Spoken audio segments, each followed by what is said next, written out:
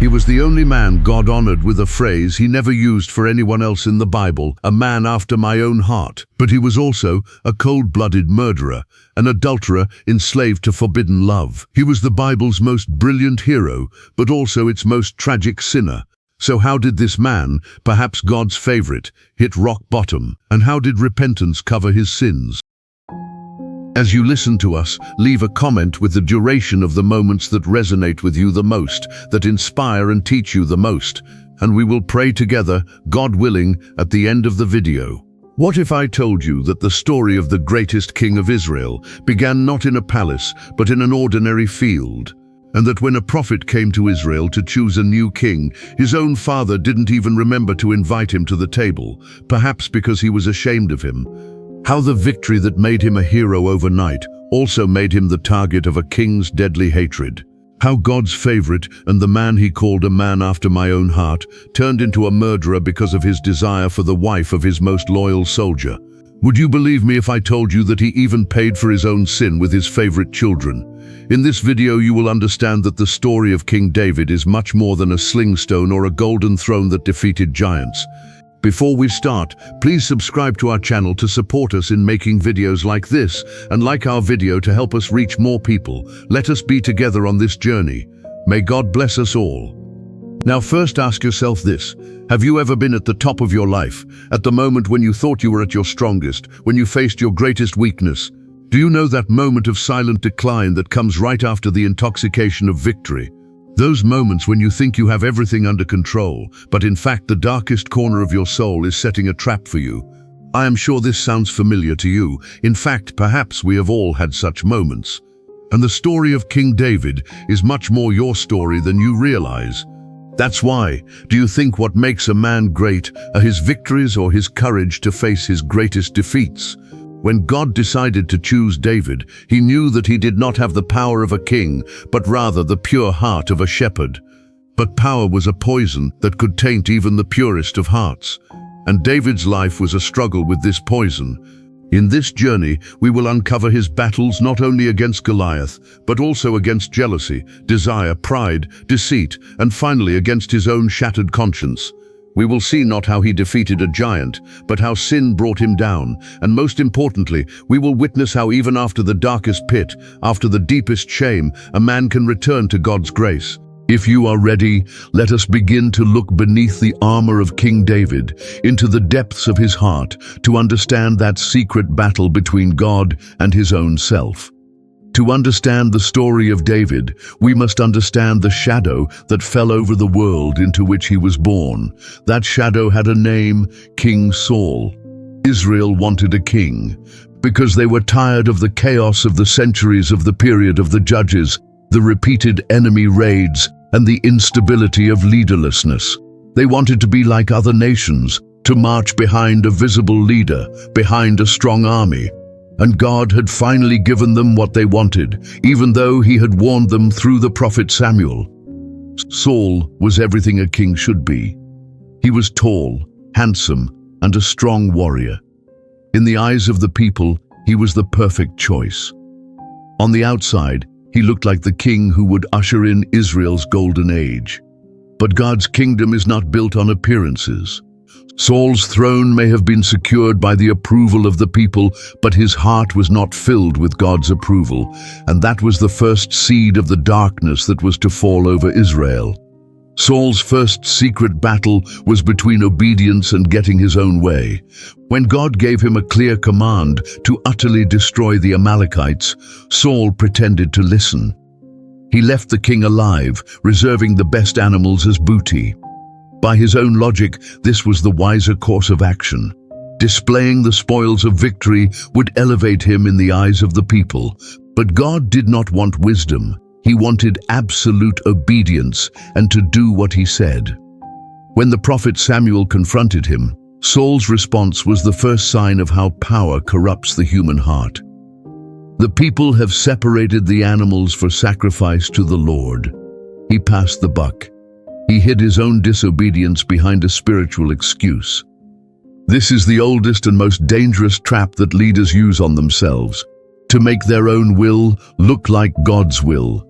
And on that day, Samuel uttered those famous words, "The Lord delights to hear his word more than sacrifices. It is better to obey than to sacrifice. Because you rejected the word of the Lord rejected your kingdom."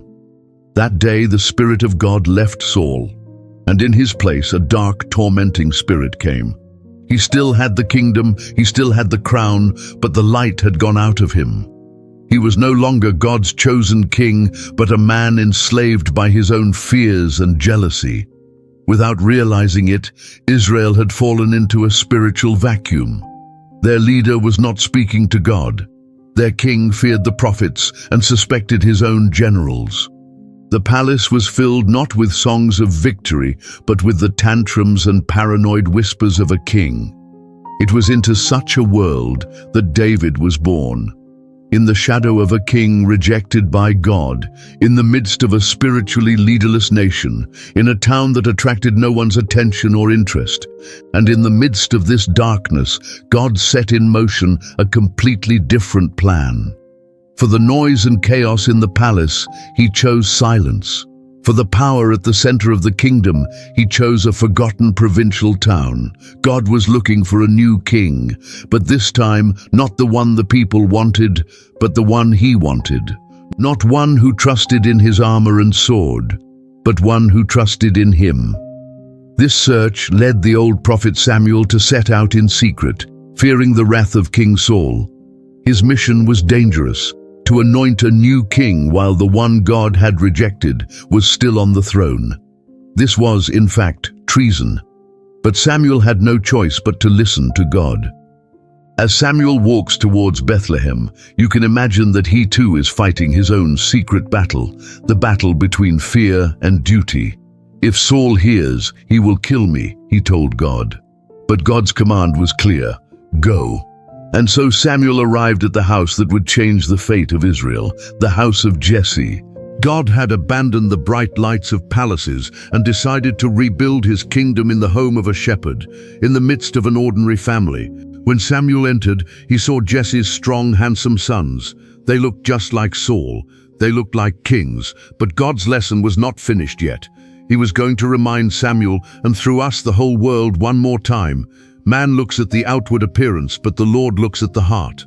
And that heart that God was looking for, was not even at home at that moment. He was in the hills, among the sheep, in a place no one cared about, a place even his father forgot to call him. God's next king, God's next hero, Israel's greatest hope, hadn't even been invited on stage yet. When Samuel the prophet walked through that door, the atmosphere in the house suddenly changed. Samuel was no ordinary guest. He was the voice of God. His presence represented a power that raised kings to the throne and dethroned kings. Jesse and his sons bowed before him with fear and curiosity. The dialogue between Samuel and Jesse. "Jesse, O messenger of God, is your coming a good omen?" Samuel, "Yes, it is a good omen. I have come to offer sacrifice to the Lord. Call your sons, for God has chosen one of them." And so the parade began. Eliab, Jesse's eldest son, stepped forward. He was tall, strong, a true warrior. He was just like Saul in his early days. He had everything the human eye could look for in a king. Even the prophet Samuel was impressed by him. "Behold the Lord's anointed one," he thought to himself. But the kingdom of God did not work by human logic. God, do not look at his handsomeness or his height. I have rejected him because I do not see as man sees. And in that moment, the divine principle that forms the basis of our series was repeated once again. Man looks at the outward appearance, but the Lord looks at the heart. Jesse's 7 sons also went before Samuel. Each one was strong, each one talented, but God's answer was the same each time, no. The air in the room was no longer filled with wonder, but with confusion. Jesse was puzzled. Samuel was hesitant. God had sent him here, but the chosen one was nowhere to be found. Imagine the battle within the prophet himself. He was here at God's command, but he could not find the one God had chosen. Had he heard wrong, or had God changed his mind? This was the battle between doubt and faith. But Samuel chose to trust God's voice, not his own logic. The silence in the room was filled with the patience of a prophet and the wonder of a father. Samuel looked at Jesse. There was no anger or disappointment in his eyes, only the unwavering determination of a divine command. "Samuel, are these all your sons?" Isaiah, "Well, yes, there is also the youngest one, but he herds the sheep." At that moment, everyone in the room had the same thought. Shepherd boy? No way. He was the least important. He was not even considered worthy to be invited to such an important event as the sacrifice. He was even forgotten by his father. His family had given him a responsibility, but not a future. He was the invisible member of the family, whose presence was known but whose potential was never considered. He was the ignored one. But God's plans are not shaped by the expectations of families and societies. He chooses what the world overlooks, remembers what is forgotten, and from the smallest seed grows the largest trees. "Samuel, bring him. We will not eat until he comes." This sentence was not a simple request, but a divine declaration. In that moment, Israel's fate was tied to the steps of an unaware child running through the fields. And until he came, neither the prophet nor his family members could go on with their lives. It was as if God had frozen the rest of the world until his chosen one arrived. And when David walked through the door, the atmosphere in the room changed once again. He did not look like a warrior like his brothers. He was a handsome young man with healthy red cheeks and bright eyes. He still had the dust of the field on him and perhaps the smell of a lamb on his hands. On the outside he was a boy, not a king, but God saw into his heart.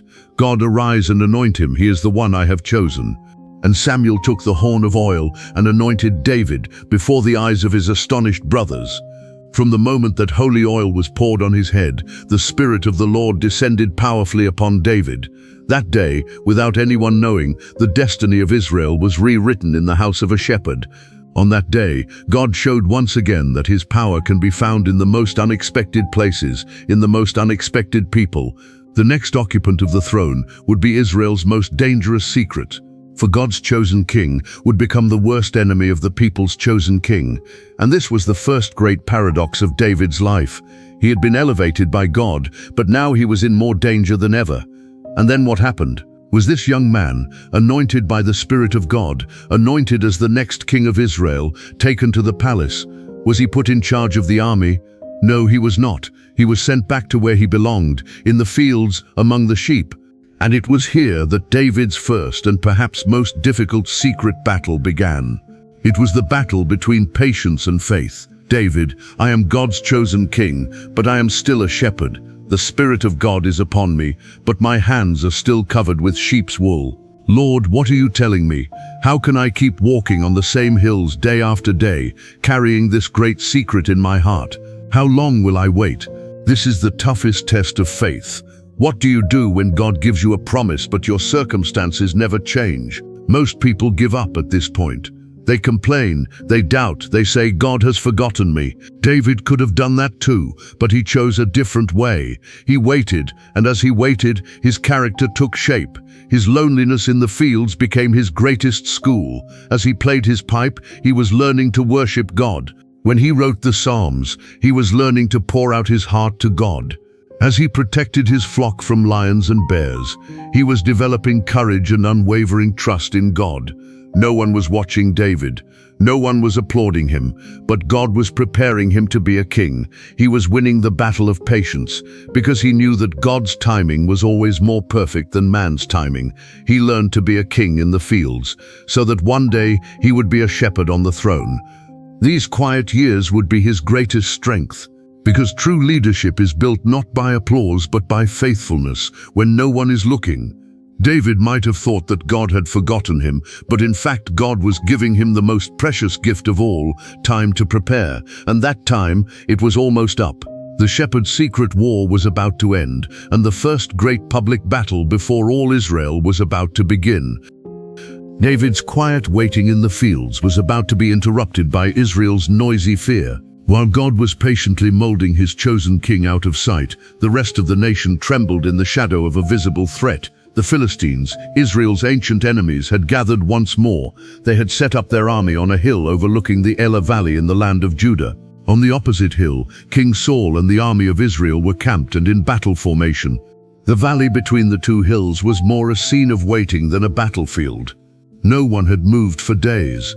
No one attacked, because this battle was locked not by swords, but by the shadow of a single man. Every morning, a warrior emerged from the Philistine army.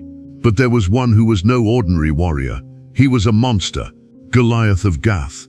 The Bible describes his height as 6 cubits and an inch, which is almost 3 meters in today's measurement. The bronze helmet he wore on his head, the scaly armor he wore, the knee pads that protected his legs, all made of pure bronze and shone like fire in the sun. Even the tip of the scimitar he carried on his back was heavier than an ordinary spear. He was not just a giant. He looked like the most powerful weapon of those times in human form. He was a living blasphemy of the Philistine gods against the God of Israel. Goliath, why are you waiting in battle formation? Am I not a Philistine, and are you not Saul's slaves? Choose a man from among you and let him face me. If he defeats me and kills me, we will be your slaves. But if I defeat him, you will be our slaves. I challenge the army of Israel today. Send me a man and let us fight. For 40 days, every morning and every evening, this challenge echoed through the valley. And for 40 days, Israel's bravest warriors, including King Saul, were terrified and cowered in fear when they heard this voice. This was the first giant David would face. Not Goliath in bronze armor, the giant of fear who had captured the heart of Israel. God's army paralyzed by the words of one man, their faith vaporized in the shadow of a giant.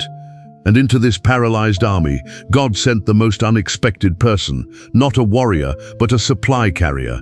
Not a hero, but a boy who obeyed his father. In Bethlehem, Jesse was worried about his sons at the front, so he called his youngest son David. Take some of this grain and bread and take it quickly to the camp to your brothers. Give this cheese to their commander. Find out how they are doing and bring me some news. David did not set out as a warrior but as a postman. There was no desire for victory in his heart. No heroic dream, only obedience to his father and curiosity about his brothers. What he saw when he arrived on the battlefield was very different from what he expected. Instead of an army shouting victory, he found a group of men talking in whispers, looking out over the valley with eyes full of fear. The air was filled not with the smell of gunpowder, but with the heavy odor of defeat. As David was finding his brothers and talking to them, that terrible voice rose once more from the valley. Goliath had appeared again for his daily challenge. As soon as the Israelite soldiers heard the sound, they drew back, terror evident on their faces. But David did not retreat. He froze. His eyes were not on the giant, but on the fear of his own people. David, what will be given to the man who will kill this Philistine and remove this shame from Israel? Who is this uncircumcised Philistine who dares to challenge the army of the living God? These were not the words of a soldier, but of a shepherd. Not the words of a warrior, but the words of a believer who upholds God's honor. For him, the problem was not the size of the giant, but the insult to God and to the people of Israel. When these words reached the ears of Eliab, his eldest brother, anger flared. But this anger was not against Goliath. It was against his brother. Eliab, what are you doing here? To whom did you leave those 3 or 5 sheep in the field? I know how arrogant you are and how evil-hearted you are. You came to watch the war. Eliab's battle was not with Goliath. His secret battle was with jealousy and pride. He couldn't bear that his little brother, whom even his father had forgotten, now dared to speak where Israel's greatest warriors were silent. He saw in David not a savior, but a mirror that reflected his own inadequacy. What could David do in the face of his brother's harsh words? He could have retreated. He could have said, "You are right, who am I to speak?" But he did not do that. His fight was not for the approval of his family. His fight was for God's honor. David, what have I done now? I just asked a question. This simple answer shows the depth of David's character. He did not enter into an argument. He did not try to defend himself. He just focused on his goal. He walked away from his brother and continued to ask the other soldiers the same question. And every question he asked spread like a wave of whispers through the camp. A shepherd boy asking about the giant. He doesn't seem afraid. The army of the living God says. In a camp where nothing but fear had been spoken for 40 days, this brave new voice was like a spark of hope. And that spark eventually reached King Saul's tent. King Saul was alone in his tent, his armor cast aside, his face covered with the shadow of defeat. He too had heard Goliath's voice. He too was afraid. Since the Spirit of God had left him, his courage was gone. Only despair remained. At that moment, a soldier came in. "My king, there is a young man outside. He says he is not afraid of Goliath and that he can fight him." For a moment there was a gleam in Saul's eyes. A youth, that was impossible. But none of his warriors had stepped forward in 40 days. Perhaps this was a sign. His secret war was between despair and a last shred of curiosity. Bring him. And so the shepherd boy from the fields was brought before the king, whom God had rejected. In that moment, Israel's past and its future faced each other under the same tent. One had come to defend his throne with fear, the other to defend God's honor with faith. When David entered King Saul's tent, he saw a broken man rather than a king. Saul looked at David, and what he saw made him even more desperate. A boy, a shepherd with no experience of war, not even armor. "You cannot fight this Philistine. You are a child. He is a man who has been fighting since he was young." This was the voice of human reason, the voice of experience, of probability, of visible truth. Saul's battle was not just against Goliath. His real battle was between human logic and divine possibility, and he had already lost that battle. But David lived in a different reality. His reality was shaped not by what he saw with his eyes, but by what he felt with his heart. "My king, when I was herding the sheep of your servant's father, if a lion or a bear came and snatched a lamb from the flock, I would go after it, strike it and save the lamb from its mouth. If it attacked me, I would grab it by the jaws and strike it dead. Your servant killed a lion and a bear. This uncircumcised Philistine will be like one of them, because he has defied the army of the living God." David's words were not simply a reminiscence. It was his declaration of faith. He was not talking about his own strength. He was talking about how in those lonely moments in the fields, when no one was looking, God gave him victory. His confidence came not from his own abilities, but from God's faithfulness. "The Lord who delivered me from the paw of the lion and the bear will deliver me from the hand of this Philistine." Saul was silent for a moment. He saw the fire in this boy's eyes, a fire in his own soul that had long been extinguished. For a moment, perhaps he hoped.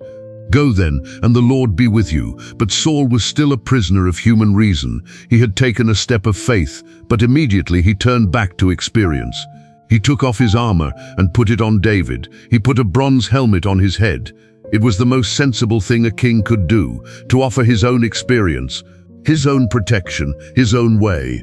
David tried to take a few steps in the heavy armor, but he could not move. He was not used to the armor of a king. He was used to God's protection. "I can't walk in these because I'm not used to it." And in that moment, David made his biggest decision. It was even bigger than the decision to fight Goliath. It was a decision to choose whose methods of warfare he would use. He rejected the armor of human logic and chose to walk in the nakedness of his faith in God. Leaving the king's armor and sword behind, David turned to his own weapons, the weapons of a shepherd. He picked up his staff, his sling, and 5 smooth stones from the stream bed. Why 5 stones? Perhaps because he knew that Goliath had 4 other brothers. Maybe because he just wanted to be prepared. But his real weapon was not those stones. His real weapon was the unshakable faith in his heart. And so the 2 champions faced each other in the middle of the valley. On one side, Goliath, the symbol of human strength, armor, and blasphemy. On the other side, David, the symbol of divine faith, simplicity, and the honor of God. "Am I a dog that you come at me with sticks? Come, I will feed your body to the birds of the sky and the beasts of the field."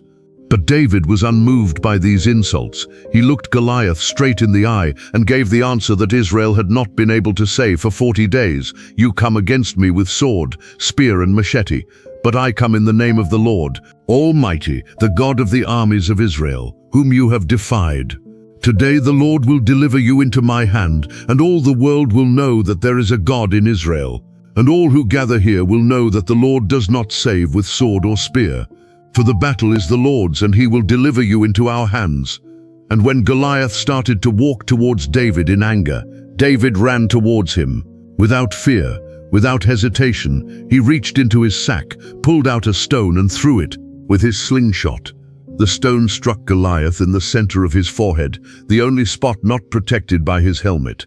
The giant shuddered, seemed to hang in the air for a moment, and then, like a giant tree toppling over, he fell on his face. There was a moment of incredible silence in the valley. Both armies held their breath. Then, from the Israeli camp, a shout of triumph split the sky. When the Philistines saw their champion fall, they fled without looking back. The giant of fear had been defeated, and it was not the armor of a king, but the faith of a shepherd. David didn't just kill a giant that day. He reminded Israel of a truth it had forgotten. The battle is the Lord's. Victory was absolute. But every victory is the beginning of a new battle. David took Goliath's sword and cut off the giant's head. It was not only a declaration of victory, but also proof that an era had ended and a new one had begun. The shepherd boy was now a hero. When King Saul witnessed this impossible victory, he should have breathed a sigh of relief. His enemy defeated, his kingdom saved. But instead of relief, a new fear began to grow inside Saul. Goliath's shadow was gone, but now it was replaced by the shining light of David. And this light was too much for Saul's darkening soul to bear. As the armies returned, the women from the cities welcomed them with tambourines, songs and dances. And that day they sang the song that would change David's fate forever. Saul shot thousands. David shot tens of thousands. For David it was a song of praise, a shout of joy for the people. But for King Saul, it was a declaration of betrayal. David was given tens of thousands, and I was given only thousands. What is left? Only the kingdom. And from that day on, Saul's view of David was never the same again. The battle against Goliath was over. But now in Saul's palace, a far more dangerous, far more insidious battle was beginning. The battle of pride and envy. And in this battle, David's greatest enemy would no longer be a giant in bronze armor, but a king with a golden crown. Have you ever experienced such a moment in your life? A moment when you have won a great victory, overcome a challenge, and just as you are about to celebrate, you realize that your success has triggered someone else's insecurity. David's greatest victory was also the beginning of his greatest danger, because sometimes the greatest giants lie not on the battlefield, but in the hearts of those closest to us. Who was the Saul in your life? Share with us in the comments. David left the Valley of Elah, a hero, but what he didn't know was that the real battle was now beginning. The battle of faith against fear had been won, but what awaited him now was the battle for survival against the jealousy of a king. Victory is a dangerous light. It illuminates you, but it also makes you a target. David had returned from the Valley of Elah as a hero, but little did he know that the moment he stepped into the palace, he would have to face a giant more dangerous than the dead body of Goliath, the jealousy of a king, the innocent song of the women. Saul has shot thousands, David 10,000s, had spread like poison in Saul's mind. He no longer saw in David a savior, but a rival, a shadow threatening his throne, stealing the love of the people. The secret war inside Saul was no longer about disobedience. Now it was jealousy and paranoia. Ever since the Spirit of God had left him, insecurity and fear had filled the void, and David's success became a fire that fed that fear. Saul began to see a conspiracy in every praise, a betrayal in every smile. In this poisonous atmosphere, David still served his king faithfully. As usual, he picked up his harp and played to soothe Saul's dark soul. The music, those notes that had once soothed Saul, now inflamed his anger even more. And one day, the expected explosion happened. As David played his harp, his eyes closed just in the music. Those notes that had once soothed Saul now inflamed his anger even more. And one day, the expected explosion happened. As David played his harp, his eyes closed just in the music. Saul snatched the spear from his hand. That spear had been the symbol of Israel's kingship, but now it had become an instrument of murder. I'm gonna nail him to the wall. David instinctively moved to the side. The spear was lodged where his head had just been. When he opened his eyes, he saw his king's eyes shining with hatred. He realized that the palace was no longer a home for him, but a death trap. This happened again and again. Each time David was saved with God's help. But the message was clear. The king wanted him dead. David's life suddenly turned into a nightmare. The people who until yesterday had carried him on their shoulders were now turning away from him, fearful of the king's anger. The palace corridors were no longer filled with whispers of praise, but with whispers of suspicion and conspiracy. David had been the most popular man in Israel, but now he was the loneliest. When a direct attack didn't work, Saul changed tactics. He would no longer use his spear, but his mind. He chose the cruelest way to kill David, using love as a weapon. Saul's 2 children loved David. His daughter Michal was in love with him. His son Jonathan saw him as a friend who loved him more than life itself. Saul saw this love and decided to turn it into a trap. First, he made David commander of the army. On the surface, this seemed like an honor, but his real intention was to send him into the most dangerous battles and let him die at the hands of the Philistines. But the plan backfired. David came back victorious from every battle and grew in favor with the people. Then he used Michal. "I will give you my daughter," she said to David. But there was a condition. He wanted the foreskins of 100 Philistines as a bride price. This was not an honorable request, but a death sentence. To fight 100 enemies alone was suicide. Saul was sure that David would never survive the task. But David killed not just 100, but 200 Philistines and brought back the proof. Saul had to give him his daughter, even though he didn't want to. Now David was not just a hero, he was the king's son-in-law. And this infuriated Saul even more. In the midst of this dark picture, there was only one light, Jonathan. He saw his father's madness and David's innocence. And he was fighting his own secret war, the battle between filial loyalty to his father and loyalty to God's chosen friend. One day Saul, no longer needing to hide, ordered his son Jonathan and all his servants to kill David. It was a king's order. To disobey was death. But Jonathan chose to be true to God's righteousness, not to his father's kingdom.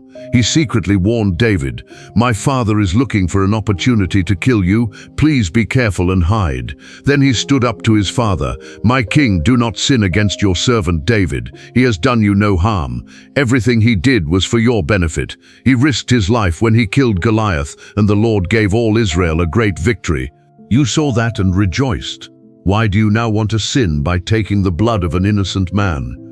For a moment Jonathan's words penetrated Saul's blackened heart. "I swear by the name of the Lord that he will not be killed," the king said. But it was only a temporary epiphany. The dark spirit within him would soon take control again. Jonathan's intervention had only bought David a few days. The beast in Saul had been reawakened. David, returning from another victory, was playing his harp in the presence of the king when the familiar scene happened again. Saul threw his spear. David again narrowly escaped and fled home that night. But Saul's anger was no longer confined to the palace walls. That night, he surrounded David's house with his own soldiers. The order was clear. In the morning, the moment he leaves his house, kill him. That night, it was David's wife Michal's turn for the secret war. She was the daughter of a king and expected to obey her father. But she was also the wife of a hero, and she loved her husband. Her battle was between fear for a father and love for a husband, and she chose love. "If you don't escape tonight, you will die tomorrow." Michal lowered her husband through a window. As David disappeared into the night, Michal devised a clever plan to keep her father's men busy. She placed an idol on the bed, put a pillow of goat hair on it, and covered it. In the morning, Saul's soldiers were at the door. "Where is David?" they asked. He is sick, he is lying down." When the soldiers returned and reported this to Saul, the king was furious. "Bring him back with his bed. I will kill him," he roared. When the soldiers broke into the house, what they found in bed was only a deception. At the risk of incurring her father's wrath, Michal had bought the man she loved vital hours to escape. David was now officially a fugitive. He had left behind the palace, his wife, his best friend. His first stop was with the prophet Samuel. Perhaps he was looking for an answer, a refuge, back where it all began, with the man who had anointed him. But Saul's spies were everywhere. When word reached the king that David was in Ramah, Saul sent soldiers to capture him. But each group of soldiers that arrived was filled with the spirit of prophecy and was overwhelmed. God was protecting David. Finally, Saul himself set out, blinded by anger. But as he too approached Ramah, the Spirit of God descended on him. The king lay naked all day and all night, ecstatic, like the prophets. This event became a popular saying, "Is Saul among the prophets?" But this was the final demonstration of divine protection. David realized that even with the prophets, he was not safe. He was now completely alone, and he had only one hope left, Jonathan. David fled from Ramah and met Jonathan in secret. His face no longer had the weariness of a hero, but of a hunted animal. His eyes were searching for an answer in his best friend. "What have I done? What have I done to your father that he's trying to take my life?" Jonathan's heart broke when he saw his friend in this state. He still didn't want to believe that his father would go this far. "Oh no, you will not die. My father would never do anything without my knowledge. Why would he hide from me that he wants to kill you?" But David knew the truth. He had seen the hatred in the king's eyes. "Your father knows very well that I am very dear to you. That's why he didn't want Jonathan to hear about this, so that he wouldn't be sad. But I swear by the living Lord and by your life, that only one step stands between me and death." These words pierced Jonathan's heart like a dagger. His friend's life hung in the balance, and he was caught between his father and his best friend. And in that moment, Jonathan made his final decision. He would pledge his loyalty, not to his father's crown, but to God's chosen friend. "I'll do anything for you." And so one of the most touching friendship agreements in history was made that night under the moonlight. The two of them devised a plan to find out Saul's intentions once and for all. The next day was the new moon feast, and David's place at the king's table would be empty. Jonathan would gauge his father's reaction and let David know by a secret sign. Their plan was simple but dangerous. Jonathan told David to hide in the field. 3 days later, under the pretext of practicing with arrows, he would come there and shoot the arrows at a boy he had brought with him. This was not just a signaling plan, it was a farewell ritual. They both knew that if the signal was run, they might never see each other again. "Go and be at peace. As for the oath we have both sworn in the name of the Lord, may the Lord be a witness between me and you, and between my seed and your seed forever and ever." With these words, they were not just swearing an oath of friendship, they were handing over a kingdom. Jonathan was handing over his rightful throne to God's chosen friend. It was his last and greatest act of loyalty. The new moon feast began. King Saul was sitting on his throne, but there was no joy or peace on his face.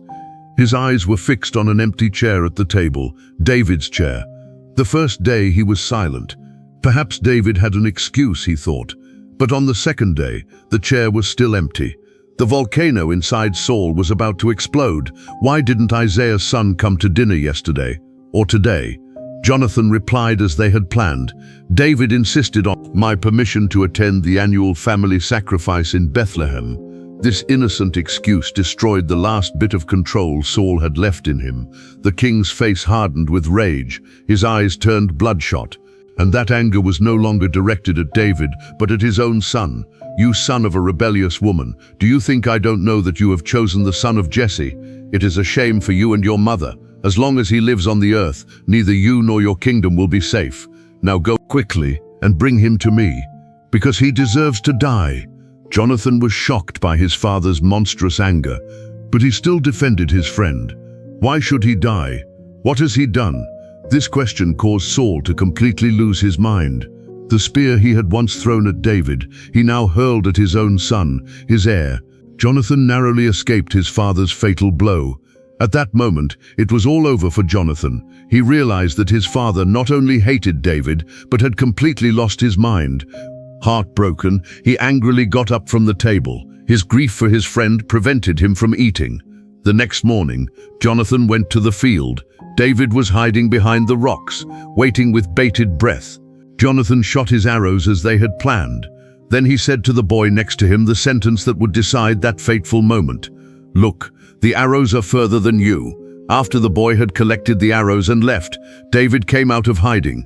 The two friends faced each other, perhaps for the last time. David fell on his face and bowed down 3 times. Then they hugged each other and sobbed. It was a farewell. The farewell of that moment when a hero was doomed to fugitive and a prince to a broken kingdom. David had lost everything. He was no longer a commander, no longer a groom, no longer a court musician. He was a king without land, a fugitive without a home. And the road ahead would be through deserts, through caves, and most importantly through the battle of anger and compassion within himself. After saying goodbye to Jonathan, a new and dark time began for David. Now he was on the run, not just from Saul, but from the whole kingdom. Every shadow could be a threat, every stranger a spy. His first stop was the city of Nob. There he went to Ahimelech the high priest. He was hungry and desperate, but he was also afraid. If he said he was a fugitive from the king, no one would help him. So out of survival instinct, he resorted to a lie. Here David's new secret war began, the battle between honesty and the survival instinct. God's anointed one now had to lie to God's priest. The king has sent me on a secret mission and ordered that no one knows anything. I will meet my men later. Now what do you have? Give me 5 loaves of bread. Ahimelech hesitated. He only had the holy bread, the bread dedicated to God, and only for the priest to eat. But when he saw David's desperation, he gave him the bread. David also asked for a weapon, and ironically Ahimelech had only one sword to give him, the sword of Goliath, the giant David had defeated so many years before in the valley of Elah. David left Nob, fed with holy bread, armed with the sword of his greatest enemy.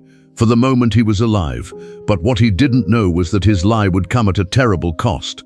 One of Saul's servants, Doeg the Edomite, was there that day, and he had seen it all. This testimony would soon lead to the slaughter of all the priests in Nob. David's flight had cost the blood of innocent people, and this burden was the first grave sin to fall on his shoulders. Now the fugitive king had to save not only his life, but also his conscience. Realizing that he was no longer safe in the land of Israel, David did the most desperate and irrational thing. He fled to the heart of his enemies, to the Philistine city of Gath, Goliath's homeland. Perhaps he thought that was the last place he would be looked for, but this was a big mistake. The servants of Achish, king of Gath, recognized him immediately. Isn't this David, king of that country? The man they sing about. Saul struck down thousands, David struck down 10,000. When David heard these words, he was terrified. He had been captured, he was in the hands of his enemies, and in that moment, God's anointed king, the hero of Israel, resorted to the most dishonorable way to survive. He feigned insanity. This was his most bitter secret war, the battle between his honor and his survival instinct. He started drawing meaningless lines on the city gates, drooling down his beard. He was the man who once healed kings with his music. Now he was trying to save his own life by acting like a madman. His plan worked. When King Achish saw him, he shouted in disgust, "This man is mad. Why have you brought him to me? Don't I have enough lunatics in my palace? So you brought him here." And they drove David away. That day David was not only expelled from a city, but also from his own honor. He was completely at rock bottom. He had no home, no family, no friends, no reputation. All he had was his faith in God. And with that faith, he took refuge in the cave of Adullam. And it was in that cave, in his darkest hour, that God would give him a new beginning. From a broken man, a leader was about to be born. Adullam cave was more than a refuge. It became a meeting place for the broken, the outcasts, and those who had lost hope. When word spread that David had taken refuge there, something unexpected happened. All those who had been pushed aside by society began to flock to him. The Bible describes them this way: the distressed, the debtors, and those who were tired of life. They were the ones who could not find a place in Saul's kingdom. They were desperate people pushed out of the system. And these hopeless people gathered around a leader who was as broken as they were. About 400 men. Here began David's new and greatest secret war, the battle between his own brokenness and his responsibility to lead these broken men. He no longer had to save just his own life. Now the responsibility for 400 men and their families rested on his shoulders. This was not an army. This was a group of wounded souls. And David had to be a shepherd to them, not just a commander. Just like in the fields, he had to feed them, protect them, and most importantly, give them a purpose. Have you ever found yourself as the leader of a group of outsiders in your life? Maybe you took on a project at work that no one else wanted. Maybe in your family or circle of friends, you tried to remedy a situation where everyone had given up hope. Leadership is most tested in the darkest moments, with the most desperate people. In the cave of Adullam, David had to be a beacon of hope, not a king. Where was your cave of Adullam? In this cave, David became not only a leader, but also a worship leader. Psalm 57 was probably written during this period. Be gracious to me, O God. Be gracious to me, O God. Be gracious to me, for my soul takes refuge in you. Until this calamity passes, I will take refuge in the shadow of your wings. He turned his own suffering into a cry to God. And that cry gave hope to the broken men around him. In David they saw not just a commander, but a man who suffered like them, yet clung to God. And this became the strongest mortar that bound them together. The fugitive king was now the leader of a people, but Saul's shadow was still over them, and this new community was about to face a test they could never have imagined. The kingdom was living its golden age. Years of wars were over, enemies silenced. Israel's borders were the largest in its history. From the palace in Jerusalem to the farthest corners of the country, peace and prosperity reigned. And at the center of this peace was one man, King David. He was no longer a fugitive or a shepherd. He was an invincible king who had fulfilled God's promise, who had united his people. His name was whispered in the palaces of neighboring kingdoms and praised in hymns by his own people. Everything was complete. Everything was perfect, and danger always comes at that very moment when everything seems perfect. Spring had come. It was time for kings to go to war. Armies were assembling. Commanders were preparing their strategy. Joab, David's loyal general, led the army to deliver the final blow against the Ammonites. But this time, the king did not go with them. David stayed in Jerusalem. This may seem like a simple decision. Didn't a king have a right to rest? He had fought for years. Wasn't it time for his generals to take over? But this was not a decision to rest. It was a step of complacency, away from the discipline of the battlefield, away from the clarity of purpose and the vigilance of danger, into the comfort and dangerous emptiness of the palace. And here David's most insidious secret war began. It was not against a camel or a king. It was a battle between duty and comfort. And David, without realizing it, chose comfort for the first time. It was the middle of the afternoon. David woke up from his midday nap and wandered out onto the roof of the palace. Below, the city of Jerusalem shone with a golden light. Everything was calm, everything was in its place. But the king's soul was restless, like the soul of a warrior without a purpose. And at that moment, an image caught his eye. In the courtyard of a nearby house, a woman was bathing. The water ran down her shoulders, the rays of the setting sun glistening on her skin. She was very beautiful. That was the moment when the battle began. It was a battle that happened in a matter of seconds. In David's heart, every truth he had ever known, every principle he had ever believed in, every promise he had ever made to God was confronted by a single image. He was not just looking at a woman. He was looking at a prohibition. He was looking at someone else's wife, the wife of one of his most loyal soldiers, Uriah the Hittite. He could have averted his eyes. He could go back inside the palace. He could have erased that moment from his mind like a snapshot. But he didn't. He kept looking, and that look turned from innocent curiosity into a desire to possess. This was the battle between the gaze and the desire, and David lost that battle. The man who had defeated lions in the fields was now defeated by his own eyes. He was the man who had once been elected king on the promise that the Lord looks into the heart. But now he was enslaved to the desire of his own eyes. Once desire takes root in the mind, it looks for a way to act. The silent battlefield inside David had now come to a moment of decision. "Don't do it, it's wrong," whispered the voice of his conscience. But the voice of his strength and desire roared, "You are king, you can have what you want." He called a servant. His voice was calm but not his command. "Go and find out who that woman is." It was a small step, just a request for information, but it was the first pebble thrown over the edge of the cliff. And that stone was about to trigger an avalanche. The servant soon returned. His answer was clear and dangerous. "She is Bathsheba, daughter of Eliam, wife of Uriah the Hittite." That moment, the last fork in the road David could turn back. Now she had a name, she had an identity, and most importantly, she had a husband. Not just any man, Uriah, one of the most elite warriors in his army, a loyal soldier who risked his life for his king, fighting on the front line, even in that moment. This knowledge should have pierced David's conscience like a spear, but it didn't. Desire had silenced conscience. It was a battle between conscience and power prevailed that night. Just one night, who will know? Uriah is at war. This won't hurt anyone. I am the king. This is my right. And so he gave the final, irrevocable order. He sent messengers to fetch her. It was no longer a request, but a king's order. Bathsheba had no choice. When a king summoned her, What could a woman do? It was not only an act of desire, but also an abuse of power. That night, Bathsheba came to the palace, and according to the heart of God, he broke God's law. He was the man who had once fled from Saul's spear, but now he could not escape the spear of his own desire. When sin is committed, it is usually committed in silence. The Bible does not tell us what was said or what happened in the palace that night, but we can imagine how in that silence the spiritual foundation of a kingdom was shaken. David had taken not just a woman that night, but a piece of his own soul. Bathsheba returned home. David was alone again on the roof of his palace. But the peaceful view no longer meant the same thing to him.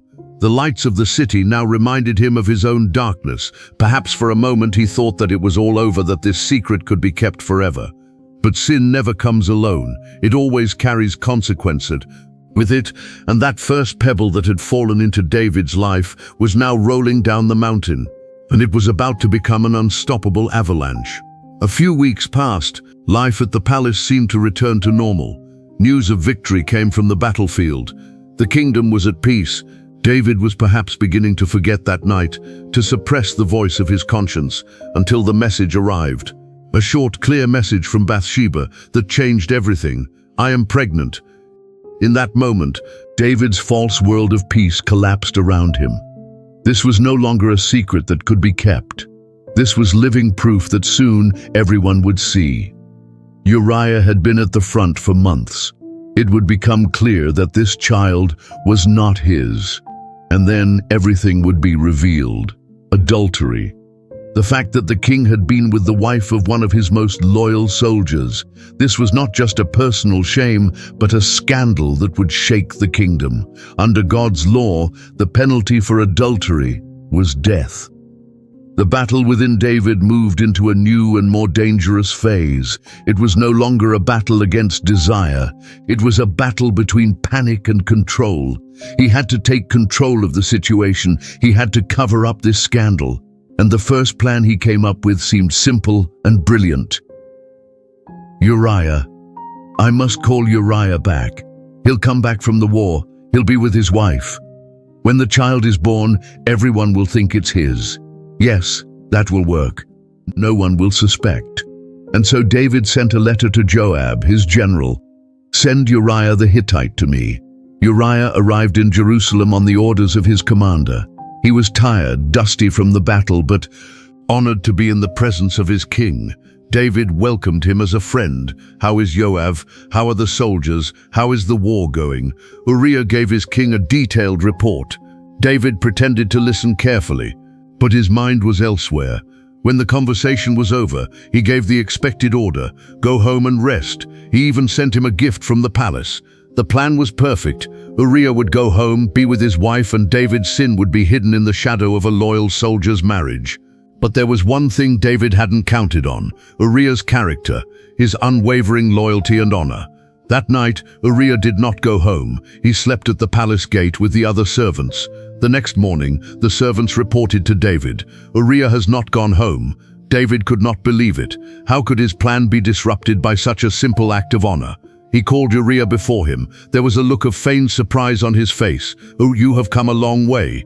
Why didn't you go home? Uriah's answer was like a slap on David's conscience. It was not only the loyalty of a soldier, but also a reminder of all that David had forgotten. Ark, how can I go to my house to eat and drink and sleep with my wife, while Israel and Judah stay in tents, while Joab my commander and my master's men stay in the open field? I swear on your life that I will do no such thing. In that moment, two men were facing each other. One, the king who had everything but had lost his honor. The other, the soldier who had nothing but clung to his honor. Uriah's loyalty made David's betrayal all the more ugly. The pure loyalty that David himself had once possessed now stood before him like an accusation. David's original plan had collapsed, but his panic pushed him down an even more depraved path. He had a new plan. If he couldn't send Uriah home with honor, he would take it away from him. This was David's battle between manipulation and desperation. That night, he invited Uriah to his table. He offered him wine. He made him drunk. His logic was simple. A drunk man loses his moral compass and goes home to his wife. David hoped that because he had lost his moral compass, Uriah would too. But Uriah's loyalty was stronger than the wine. He did not go home that night either. He passed out again at the palace gate with the servants. The next morning, when David heard the news, he realized that he had run out of options. Panic had given way to cold, ruthless determination. Uriah's honor was the greatest obstacle to his plans, and if that obstacle was not removed, he himself would be destroyed. And so, according to the heart of God, the man made his darkest decision. To cover up his sin, he decided to commit the greatest of sins. He picked up a pen, but this time not to write a psalm to God, but to write a death warrant. David wrote a letter to his general Joab. It was short, but every word was stamped with betrayal. Place Uriah on the front line where the battle is fiercest. Then leave him alone and retreat so that he is shot dead. This was not just a military order, this was a planned murder. And do you know what the most terrible thing was? David sent this death warrant with the victim's own hands. Uriah received the sealed letter from his king. He did not know what it said. He was just a loyal soldier, and he thought he was carrying a message to his commander. He set off, unaware that he was carrying his own death warrant. This is perhaps the darkest moment in David's story. The man who once killed a giant for God's honor was now sending an innocent man to his death to save his own honor. The man who had once fled Saul's unjust anger was now covering up his own injustice with a conspiracy. When Joab received the letter, he understood the order. He was a king's loyal general and did not question orders. In an attack against the Ammonite city of Rabbah, he placed Uriah in the most dangerous spot, closest to the walls. Then, as planned, the Israeli soldiers suddenly retreated. Uriah and a few brave soldiers were left all alone in the midst of the enemy. They fought heroically under arrows and stones thrown from the city walls, but they had no chance. Uriah, in the service of his king and country, was killed on his king's orders. When the news reached Jerusalem, David breathed a sigh of relief. The problem was solved. The obstacle was gone. After the mourning period was over, he took Bathsheba into his palace and married her.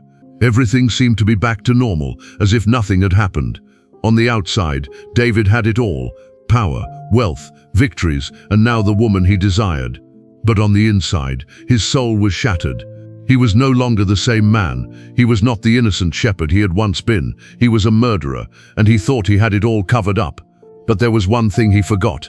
But the Lord was not pleased with what David did. David could pull the wool over people's eyes, but nothing escapes God's eyes. And silence is not always a sign of innocence. Sometimes it is the most terrible harbinger of the coming storm. And the storm that would come upon David would be more devastating than he could have imagined. Months have passed, almost a year. Bathsheba gave David a son. There were celebrations in the palace. The kingdom rejoiced at the birth of a new heir. When David held his son in his arms, perhaps he really thought that everything was behind him. His secret was safe. Life went on. God was silent. It was the most dangerous silence in David's life. He interpreted this silence as an affirmation, a forgetting. Perhaps God overlooked his sin because he was king, because he was his chosen one. This is the most dangerous lie of power, to begin to see ourselves as above the rules. David's new secret war was the battle between self-deception and forgetfulness. He was no longer fighting his conscience. He had silenced it. He was no longer fighting panic. He had solved the problem. Now his battle was with the truth itself. He chose to forget the truth, to bury it in the darkest corner of his mind and put a lock on it.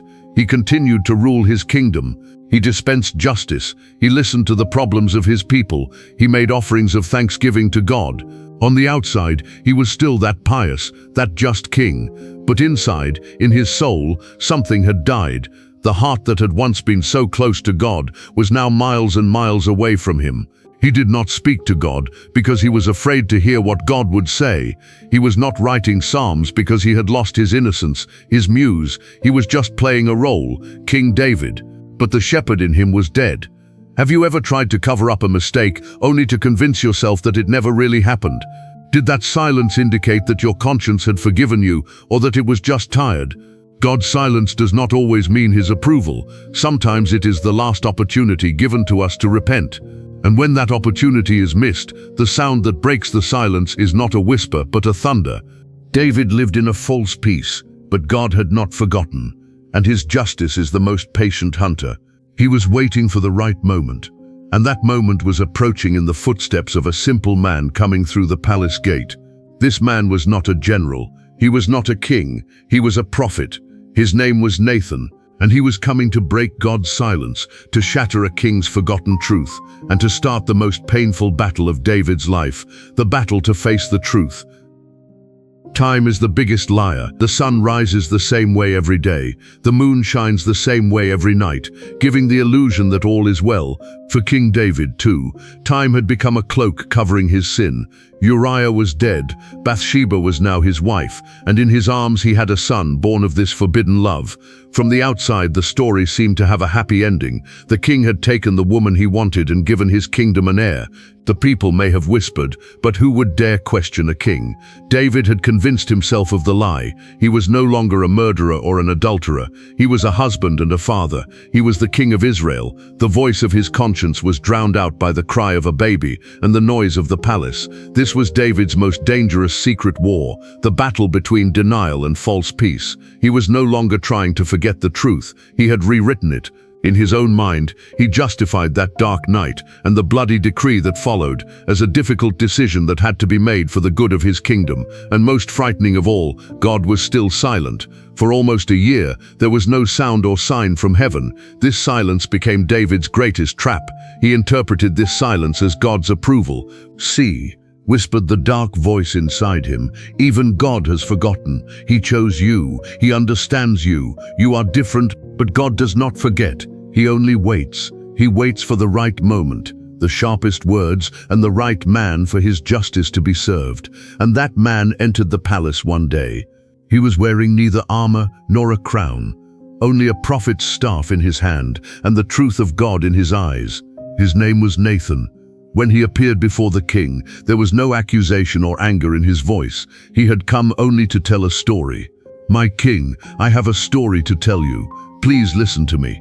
David was sitting on his throne, dispensing justice.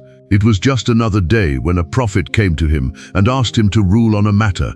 "Tell me," he said, leaning back. "Two men lived in a city. One was rich and the other was poor. The rich man had many sheep and cattle, but the poor man had nothing except a little female lamb that he bought and raised.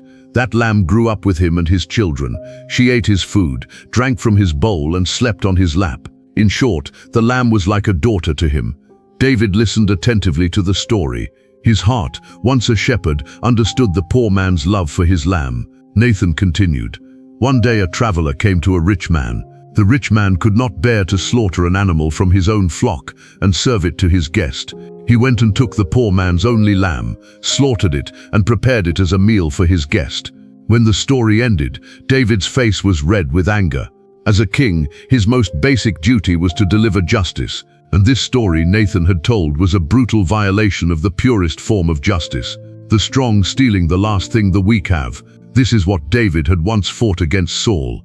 He had forgotten his own sin, but his hatred of injustice was still alive. "I swear by the living Lord that the man who did this deserves to die. He will pay for that lamb 4 times over for not having pity on that poor man and for doing such a thing." David's anger, his own declaration of justice, hung in the air. He had passed his own sentence. He had passed his own sentence, but he did not know whom he was speaking against. Nathan calmly raised his head. There was no fear or hesitation in his eyes, only the painful weight of God's truth. He looked into the king's eyes and said those 2 words, 2 of the bravest, most shocking words in history. "Oh man, you're right." In that moment, the false world that David had been building for a year, that wall of denial, that fortress of self-deception, crumbled to dust. Nathan's words were not the words of a prophet. It was a thunder that broke the silence of God, and it echoed in the deepest depths of David's soul. "The rich man, it was you. You who coveted a single lamb when you had countless wives and concubines. The poor man was Uriah, that loyal soldier who had nothing but his wife, his only love, his only honor in life. And that lamb, Bathsheba, the woman taken by a powerful man whose life was changed forever." David collapsed back on his throne. He was out of breath. Everything flashed before his eyes like a movie. That look on the palace roof, Uriah's innocent face, the bloody letter in his hand, the false relief at the news of victory. Everything now made sense again in the light of those 2 words, "You are the man." There was nowhere to run. There was no excuse to hide. This was David's most painful secret war, the battle to face the truth. And in this battle, his only weapon was silence. Nathan did not stop as he watched the king fall. He had come not just to make a diagnosis, but to pronounce God's judgment, and his voice rose like the voice of a divine judge. Thus says the Lord, the God of Israel, I have anointed you king over Israel. I have delivered you out of the hand of Saul. I have given you your master's house and his wives. I have put all Israel and Judah under you. And if all this is not enough, I would have given you more. So why have you despised the word of the Lord and done what is evil in his sight? Nathan's voice continued to echo in the silence of the palace. Every word was like a nail in David's heart. You killed Uriah the Hittite with the sword of the Ammonites and took his wife as your wife. You did this in secret. But now the Lord says, the sword will never be absent from your house, for you have despised me. It was a terrible judgment. David had earned his life by the sword, but now that sword would return to his own home, to his own family. Violence would reap the violence it had sown, but the judgment did not end there. Nathan delivered the final blow that would take David's deepest shame, his most secret sin, and lay it out for all to see. You have done this in secret. But I will do it before all Israel, and I will do it in broad daylight, and I will bring evil against you from your own house, and I will take your wives before your eyes, and give them to someone close to you, and he will lie with them under this sun. This was the greatest humiliation imaginable for a king. His honor, his authority, his family would be shattered before everyone's eyes. His secret sin would become a public shame. It is at this point that we realize who David is. When Saul was rejected by Samuel, he made excuses, blamed the people, tried to justify himself. But David, he was different. He stepped down from his throne. The royal robe fell from his shoulders. He no longer looked like a king, but like a sinner on trial. He looked into Nathan's eyes and said that sentence that changed everything. I have sinned against the Lord. No excuses, no accusations, just a pure, painful confession. That moment was David's greatest fall, but also the beginning of his greatest triumph, because it was a battle of repentance against pride, and David had won that battle by trampling on his pride. When Nathan saw the king's sincere confession, he opened the door to God's grace. The Lord has also forgiven your sin. You will not die. But grace does not remove the consequences. But the child born of you will surely die. For by doing this you have given the enemies of the Lord a great opportunity to blaspheme him. And Nathan left the palace, leaving behind a shattered king and a terrible judgment hanging in the air. David now had to begin the most agonizing weight of his life. The price for his sin would be paid by the most innocent. After Nathan left, the false peace in the palace gave way to icy anticipation, and soon the prophet's word began to come true. The Lord struck the child that Uriah's wife had borne to David, and the child became gravely ill. This is where David's new secret war began. It was the battle between fate and bargaining. He had heard God's judgment, but as a father, he refused to accept it. Perhaps he thought if he suffered enough, if he begged enough, God would change his mind. David took off his royal clothes. He put on sackcloth. He lay down on the ground and refused to get up. He began to fast, not putting a single morsel in his mouth. The elders of the palace, his servants, came to lift him up, but he refused. He would not eat with them. This was not the cry of a king, but of a desperate father. You do not despise a broken and contrite heart, O God, he once believed, as it is written in the Psalms. And now he was breaking his heart before God. Lord, my sin, my guilt. This child is innocent. Please, spare his life. Take my life, but let him live. Please favor me, O God, favor me. Days passed. 1 day, 2 days, 7 days. For 7 days the greatest king of Israel, on the floor of his palace, in the dust, begged God. Everyone in the palace waited with bated breath. The king's condition frightened them. If he was so miserable when the child was alive, what would he do when the child died? Would he hurt himself? On the 7th day the child died. The servants were afraid to tell the king the news. They whispered among themselves, "We spoke to the boy when he was alive, but he wouldn't listen to us. How can we tell him now that the child is dead? He might do something bad to himself." But David saw their whispers, and he understood. A strange calm came over his face, the calm that comes after 7 days of pain. Is the child dead? Yes, sir. The servants expected the king to throw a tantrum, to throw himself on the floor, to mourn, but David did the opposite. He got up from the floor. He washed, perfumed himself, changed his clothes. Then he went to the house of the Lord and worshipped him. Then he went back to his palace and asked for food. They put food in front of him and he ate. His servants were puzzled. They could not understand. "Sir, what is this you are doing? When the child was alive, you fasted and cried. But when he died, you got up and ate." David's response revealed the deep spiritual maturity he had reached during this time of suffering. "When the child was alive, I fasted and wept, because I said, 'Who knows? Maybe the Lord will be gracious to me and the child will live.' But now he is dead. Why should I fast? Can I bring him back? I will go to him, but he will not come back to me." This was one of the greatest turning points in David's life. He had accepted God's judgment. The bargaining battle was over. He had submitted to God's sovereignty. This was the battle between rebellion and submission. And David chose submission, even in the most painful way. He had paid the price for his sin, at least the first installment. And this painful loss broke his heart, but it also purified it. And in the midst of this broken heart, God's grace sprouted again. David comforted his wife Bathsheba, and they had a son again. They named him Solomon. And the Bible adds one of the most beautiful sentences for that moment. The Lord loved him. He even sent him a second name through the prophet Nathan, Jedediah, meaning beloved of the Lord. It was a sign of God's forgiveness. David's sin was terrible. The consequences were painful, but God's grace was greater. He was creating a new beginning from the ashes. However, Nathan's prophecy was not yet complete. The death of the child was only the beginning. The real storm, the real pain, would rise from within David's own house. "The sword will never be absent from your house," now haunted the corridors of the palace like a ghost. And this ghost would soon find a place in the hearts of David's other children. The most painful pieces of the broken throne had yet to come together. In trying to repair his relationship with God, David was missing the greatest danger of all, his own children. He thought God had forgiven him, but the seeds of his sin were now growing in his house, in his palace, and these seeds were about to bear poisonous fruit. David had many children by many wives. The palace should have been filled with the laughter of princes and princesses, but in fact it was a nest of jealousy, rivalry, and secret desires. As a king, David could dispense justice to his people, but as a father he could not see the darkness in the hearts of his own children.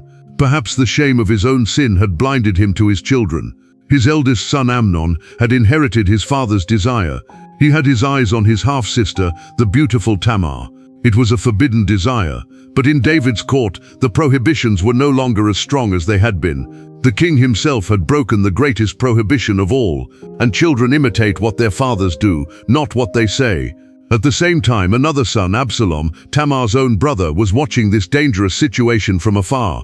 Absalom had inherited his father's good looks and charisma, but in his heart he had the ambition of a king and the rage of a lion.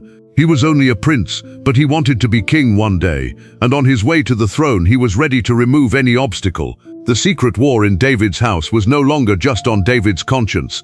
Now it had spread to the hearts of his children. Desire, jealousy, anger, and revenge. Nathan's prophecy was about to be fulfilled as a family tragedy. The sword had entered the house of David, and it would draw first blood in the most unexpected place. The sword first shone in the hand of Amnon, David's eldest son. But it was not a sword used on the battlefield against an enemy, but in his own home against his own sister. Amnon fell ill because of his obsessive desire for his half-sister Tamar. With the advice of his malicious cousin Jonadab, he devised a devious plan. He pretended to be ill and asked his father, King David, for Tamar to come and cook and care for him. David agreed to this innocent request, unaware of the dark nature of his son's desire. Tamar came to his brother's room. She prepared a meal for him in front of his eyes. But Amnon sent the servants out and left Tamar alone. Amnon's battle was between desire and immorality, and he chose immorality. He took his sister by force. Tamar begged him, "Don't do it, brother. Don't defile me. Such an abomination is not done in Israel. You would be one of the biggest fools in Israel. Where will I go with this shame?" But Amnon's desire overcame all reason and morality, and after the sin was committed, the familiar and terrible thing happened. Desire gave way to hatred. Amnon's hatred for Tamar was greater than the love he had felt before. He threw her out of his room and locked the door behind him. Tamar was shattered. She tore off her colorful, long-sleeved robe, sprinkled ashes on her head, and left crying. This garment was a symbol of honor worn by the king's virgin daughters, and that honor was now shattered. Tamar ran crying to her own brother Absalom. When she told him what had happened, there was neither shock nor panic on Absalom's face. There was icy anger on his face. "Keep quiet for now, brother. He is your half-brother. Don't worry about it." This was not a consoling sentence. It was the first whisper of a vow of revenge. From that day on, Absalom never spoke a word to Amnon, neither good nor bad. But he began to harbor a deep hatred for him. When the news reached King David, the Bible says he was furious. But that was all. He got angry. He did nothing else. Herein lies David's new and tragic secret war, the battle between his duty to administer justice and his desire as a father to preserve family ties. He, as king, had to judge his eldest son, to punish him. God's law was very clear for such an offense. But he was a father, and the shame of his own sin paralyzed him. After his sin with Bathsheba, how could he approach his own children with moral authority? With what face could he judge his eldest son? And so David did the most dangerous thing. He did nothing. His silence, his inaction, was like an endorsement of Amnon's guilt. And for Absalom, this was an unforgivable betrayal. If his father would not do justice, he would take justice into his own hands. Absalom's battle was between his desire to protect his sister's honor and his cold-blooded desire for revenge. And he waited for 2 years, patiently, keeping his hatred alive inside him like an ember. Every day she saw Amnon in the palace, smiling at him, acting normal, but inside she was planning the day she would kill him. 2 years later, she found the perfect opportunity to carry out her plan. On the pretext of a sheep-shearing festival, he invited all the king's sons, including Amnon, to his estate in Baal-Hasor. He even invited his father, King David. David refused to go, but he let his sons go. In the middle of the feast, when Amnon was enjoying the wine, Absalom gave his servants the cold command: "Shoot Amnon, kill him, don't be afraid, this is my order." And the servants killed the crown prince on the spot. The other king's sons ran away on their mules in panic. The sword had entered the house of David, and the first blood was the blood of one brother by the hand of another. Nathan's prophecy began to be fulfilled in the most painful way. The news spread through Jerusalem like wildfire, but the first news was even more terrible. A messenger ran to the king and said, "Absalom has killed all the king's sons. Not one of them is left alive." When David heard the news, he fell to the ground. He tore his clothes and lay down on the ground. All his servants mourned in the same way. For a moment, David thought his whole family had been wiped out. It was a father's worst nightmare. His sin now seemed to engulf his whole family. But then that sneaky cousin Jonadab, who had helped Amnon in his sin, appeared and told the truth. "My lord, the king must not think that all the young men, the king's sons, have been killed. Only Amnon is dead. This has been on Absalom's mind since the day he raped Tamar." This consolation was actually more painful. This was no accident. This was cold-blooded revenge, planned for years. David's family was now stained not only with sin, but also with planned murder. Soon his other sons arrived at the palace. They were weeping loudly. The king and all his servants wept bitterly with them. Absalom had fled. He took refuge with his mother's father, King Talmai of Geshur, and he stayed there for 3 years. David mourned every day for his dead son Amnon. But in time his anger subsided, and he began to miss his son Absalom, who had run away. Herein lay David's most complex secret battle. As a king, he had to bring a murderer to justice, even if it was his own son. But as a father, he missed his son. This was the battle between justice and fatherly love, and this battle would eat away at his kingdom and his soul for years to come. The sword had entered his home. One son was dead, another a murderer. A daughter had lost her honor. And this was only the beginning, the darkest part of Nathan's prophecy. The evil that would come against David from his own house was now slowly taking shape. And this evil had a name: Absalom. The sword entered David's house, and when it came out, it left behind blood, sorrow, and a broken family. One son dishonored another. Another had slain his brother in revenge. And the king could only watch, a father paralyzed by it all. Nathan's prophecy had been fulfilled with painful certainty. David's secret sin had now become a public outcry within his own family. After killing his brother Amnon, Absalom had fled and spent 3 years in exile in Geshur.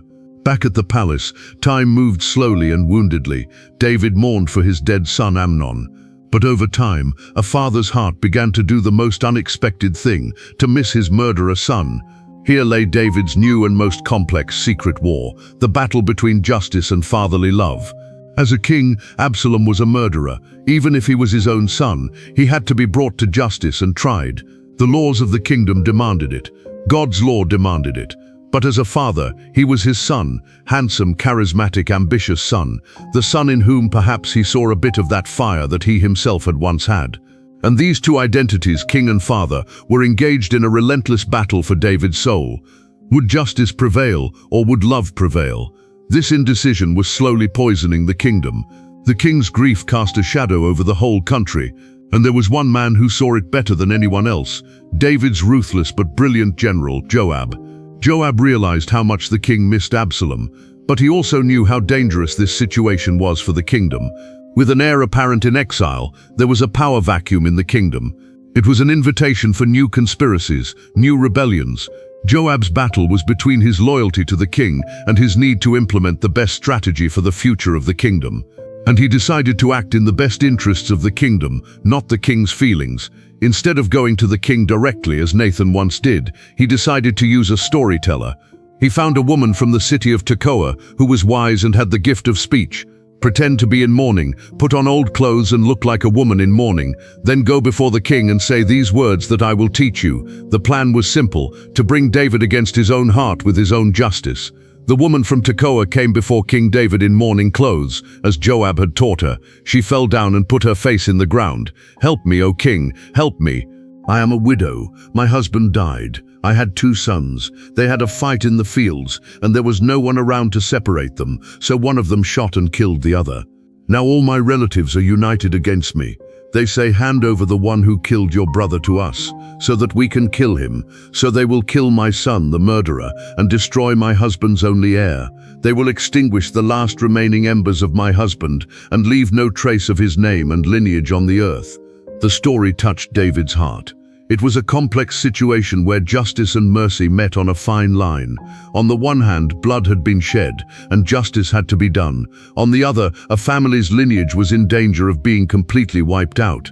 A mother's grief at the loss of her only remaining son. David hesitated for a moment. This was the kind of difficult decision a king faces every day, and he, as always, turned to the side of mercy. "Go home, I will give an order about this." But the woman, as Joab had taught her, insisted. She wanted not just a promise from the king, but a binding oath. She wanted to use the king's mercy as a shield for her son. "My lord the king, let the blame be on me and my father's house. Let the king and his throne be blameless." These words touched David. He saw her desire to protect the king. "If anyone ever brings this up to you again, bring him to me. He will never touch you again. Bring him to me. He will never touch you again. I swear by the living Lord that not a single hair of your son's head will be harmed." That was it. The trap was sprung. With his own mouth, David had sworn to protect the life of a murderer. He had suspended the most basic rule of justice, the principle of life for life, so that a family would not be wiped out. And now the Tekoan woman was ready to deliver her final and sharpest blow. After the woman was reassured by the king's oath, she paused for a moment. The mourning expression on her face gave way to a wise solemnity, and she no longer spoke like a mother, but like a prophet. "Why then did you devise such a thing against God's people?" Isn't the king, in fact, condemning himself by passing this sentence? Because the king is not bringing back his own son from exile. These words sent a shockwave through the palace. David realized he was trapped. This woman's story was a mirror of his own. He had just signed an amnesty for his own son, Absalom. "We are all going to die. We are like water spilled on the ground and never to be collected again." But God does not take life. He looks for ways to make sure that the exile is not completely cut off from him. "Now please listen to these words that your servant Joab made me say, and bring your son back." David understood the intelligence behind the woman. These could not be the words of an ordinary woman. Is Joab behind this? David was silent for a moment. His general had forced him to face his own heart.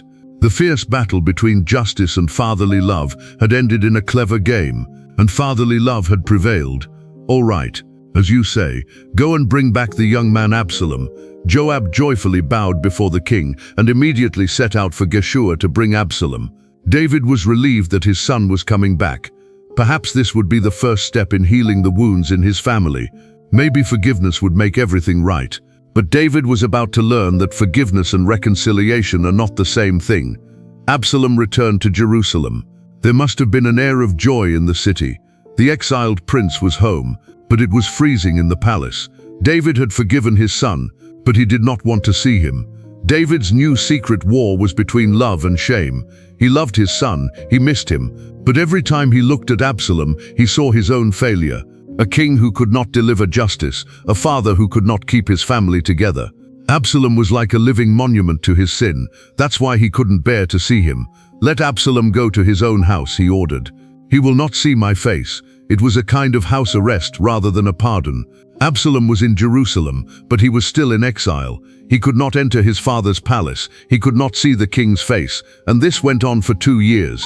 During those 2 years, the resentment in Absalom's heart gradually turned into hatred, into ambition. He was not forgiven. He was only brought back. He had not received his father's love, only the crumbs of his father's mercy. Absalom's battle was between resentment and ambition. He didn't just want to be forgiven by his father. He wanted to succeed his father. The Bible tells us that in all Israel at that time, there was no man as handsome as Absalom. He was flawless from head to toe. He knew the power of looks, and unlike his father, he would not hesitate to use it. At the end of 2 years, his patience ran out. He called Joab, but Joab didn't come. He called a second time, and again he did not come. So Absalom set fire to Joab's barley field. Only then did Joab come to him in anger. "Why did you burn my field? I summoned you to send you to the king. Ask him, why did I come back from Geshur? It was better for me to stay there. Now I want to see the king's face. If I am guilty, let him kill me." It was a challenge. Absalom would no longer hide. Either he would be fully forgiven or he would die. Joab delivered the message to the king, and David accepted the confrontation he had been avoiding for years. He summoned Absalom to his presence. The prince fell to the ground before his father, and David kissed his son. On the surface, it was a moment of reconciliation, but in reality, it was a declaration of war, because what Absalom wanted was not a kiss from his father.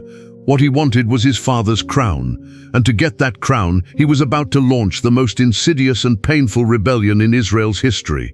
After this so-called reconciliation, Absalom took action. But his war would be fought not with swords, but with words and gestures. He would use his father's greatest strength, the love of the people, against him. He got himself chariots and horses. With 50 men running in front of him, he began to display the splendor of a prince in the streets of Jerusalem. It was a show of power. It was a quiet way of saying, "I am here and I am a leader." But his real plan was even more ingenious. Every morning he would get up early and stand on the road near the city gate, stopping anyone who came to ask the king for justice. "Where are you from?" he would ask. When the man answered, Absalom would embrace him and say, "Look, your cause is just and right, but there is no one in the king's palace to listen to you." It was a poisonous lie. David was a king known for his justice, but Absalom exploited the people's discontent and impatience. Then he would deliver the fatal blow. "Oh, if only I were a judge in this country, then everyone who has a problem would come to me and I would give him his due." And whenever someone approached him to bow respectfully, Absalom would reach out his hand, take it and kiss it. It was a brilliant public relations campaign. He was touching the people. He pretended to listen to them. He was giving them the attention that the old and tired king had forgotten. And the Bible makes it clear what the result was. In this way, Absalom stole the hearts of the people of Israel. While David in his palace thought that peace had returned to his family, his son was dismantling the foundations of his kingdom, the loyalty of his people, brick by brick. It was a silent blow, and by the time David realized it, it would be too late. For 4 years, Absalom continued to play this insidious game. For 4 years, he conquered his father's kingdom from within, and when he felt the time had come, he made his last and most daring move. He went to his father and made an innocent request. "Let me go to Hebron and fulfill a vow I made to the Lord. For when I was in exile, I made a vow, if the Lord brings me back to Jerusalem, I will serve him in Hebron." David was pleased by his son's spiritual request. Perhaps he thought that Absalom had really changed. "Go in peace," he said. But Absalom's trip to Hebron was not for an offering. Hebron was the city where David was first anointed king. It was a symbolic act. Absalom was going to proclaim his kingdom where his father's kingdom had begun. Once there, he sent secret messengers to every corner of Israel. The message was simple: when you hear the sound of the trumpet, shout, "Absalom is king in Hebron," and the conspiracy suddenly spread throughout Israel. He had stolen the hearts of the people. Now it was about to steal his father's throne. As David sat in his palace in Jerusalem, oblivious to what was happening, Nathan's terrible prophecy was about to be fulfilled in the most painful way. "I will bring evil against you from your own house." The sword was now drawn not just between brothers, but between a father and a son. And this would be the most painful, the most shameful battle of David's life, the battle of the heart against the enemy in the home. And so we come to the end of the story of a king. But this is not just one man's story. It is the story of all of us. David's life was full of ups and downs, an epic woven with triumphs and tragedies. He was an innocent shepherd singing hymns to God in the fields. He was a brave warrior who stood alone against a giant. He was a just king who united his people. And he was a fragile sinner who succumbed to his own desire. He was a penitent who returned to God even after his deepest shame. We have seen the battles of his life, the battle of faith against fear, the battle of mercy against anger, the battle of obedience against desire, and finally, the battle of repentance against despair. But the Secret Wars of the Bible series is not just about battles of the past.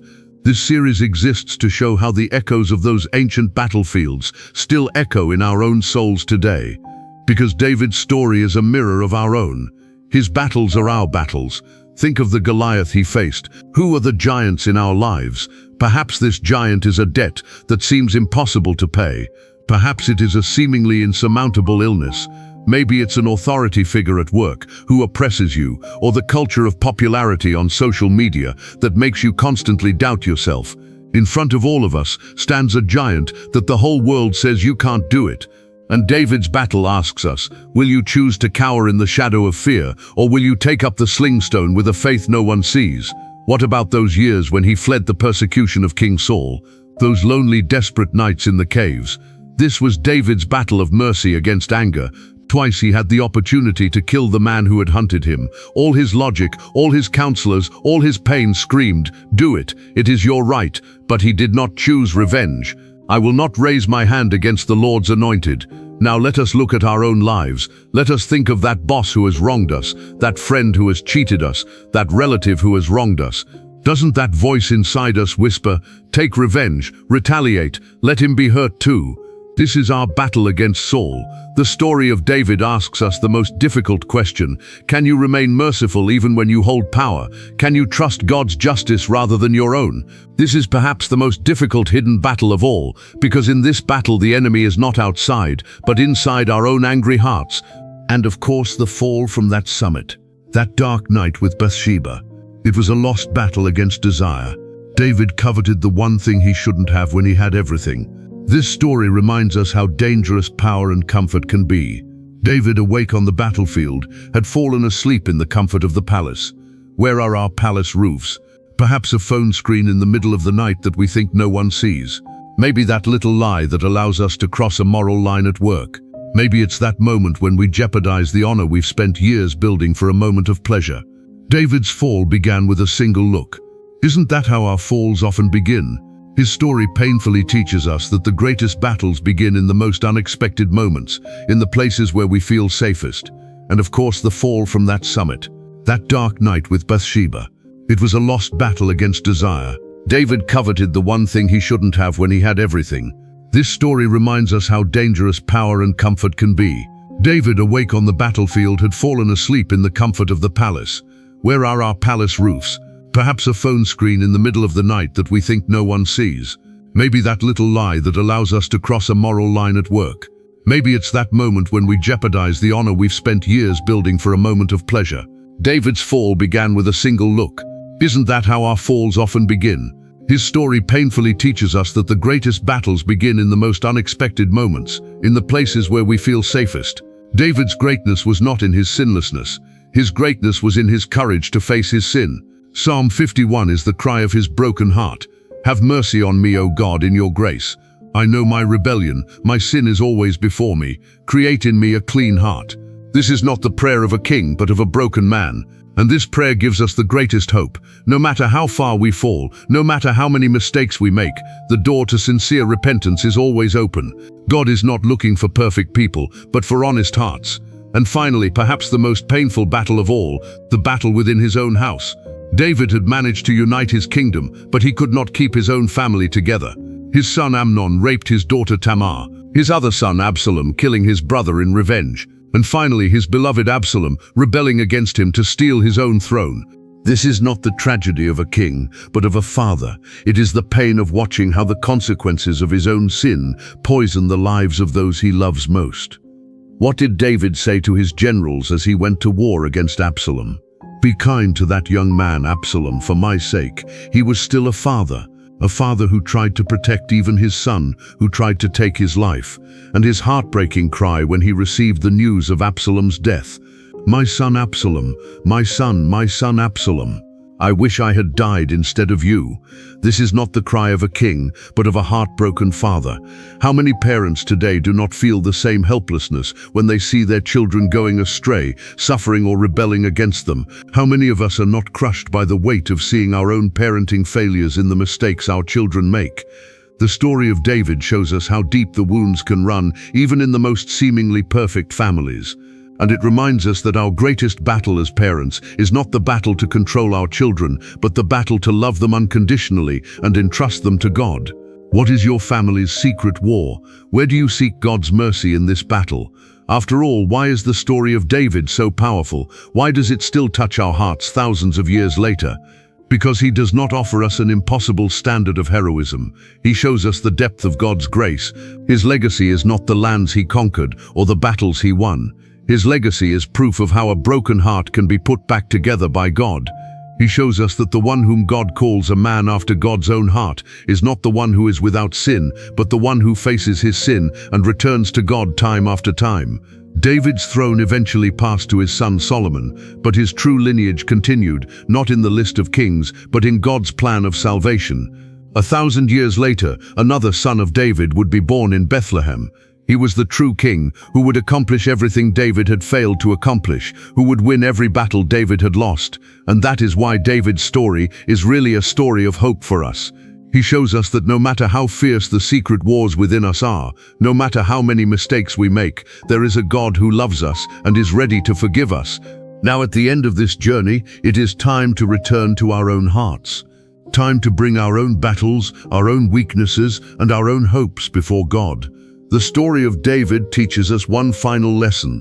Our deepest prayers are born not in the midst of our greatest victories, but from the ashes of our greatest defeats. He wrote his most beautiful psalms not from the comfort of his throne, but in the caves where he fled, in those dark nights when he faced the shame of his sin. His greatest legacy to us is not a kingdom, but a book of prayer. It is proof of how a broken heart can cry out to God, how the deepest pain can be transformed into worship. And now, as we complete this journey, let us come before God with our own broken pieces, our own secret battles. Let us bring him not only our victories, but also our defeats, as David did. For he is not only the God of kings, but also of broken hearts. Now let us pray together. We confess that there are people in our hearts who are hard to forgive, souls who have wronged us, hurt us, betrayed us. We bring before you those whispers of revenge, that righteous anger, that poisonous voice inside us that says, "I must repay." Do not let these bitter roots rot our souls. Give us the mercy of David. Give us the wisdom to remember that justice belongs to you. Teach us to trust in your timing and sovereignty instead of drawing our own sword. Bathe our hearts in the freedom of forgiveness. And we confess the hardest thing of all, Lord, how vulnerable we are in our comfort zones when we are on top, when everything is fine. We know how dark paths, that one glimpse, that small compromise, that moment when we say no one will see, can lead us down. In the silence of the internet, in those Bathsheba moments when we fight in the secret rooms of our hearts, give us the voice of your Holy Spirit. Give us the strength to come back from that first step. And if we have fallen, instead of hiding behind excuses like David, give us the honesty to swallow our pride and say, "I have sinned against you." Oh God, we pray for our families. We see how our own mistakes, our own silences wreak havoc in the lives of our children and loved ones. We come to you for those hidden battles within our homes. We bring before you the weight of unspoken words, unhealed wounds, generations of resentments. Give us not the pain David suffered as a father, but the surrender he found as a penitent. Restore our families with your grace, heal broken relationships, and make our homes a home of peace and love. Lord, we are imperfect beings like David, but like him, we want to be servants after your heart. This does not mean being sinless. It means that we want to return to you every time we fall, to seek your mercy every time we make a mistake. Today we lay our secret battles before you, our fears, our anger, our desires, our regrets, and our family hurts.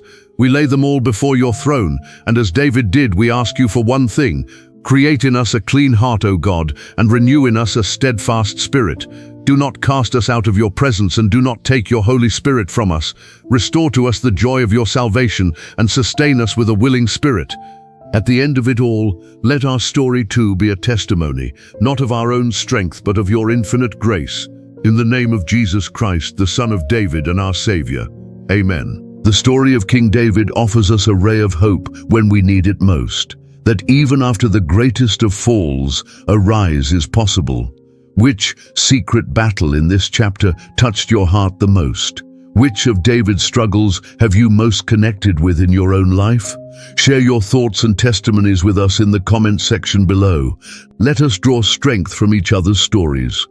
If this series has touched your heart, please share this video with someone you think might need it, and don't forget to subscribe to our channel so you don't miss the next episode of The Secret Wars of the Bible. In our next episodes, we can tell the story of Solomon, David's son, the wisest and richest king of Israel. His secret war was something else, the battle of walking the fine line between wisdom and folly. Until then, stay in peace.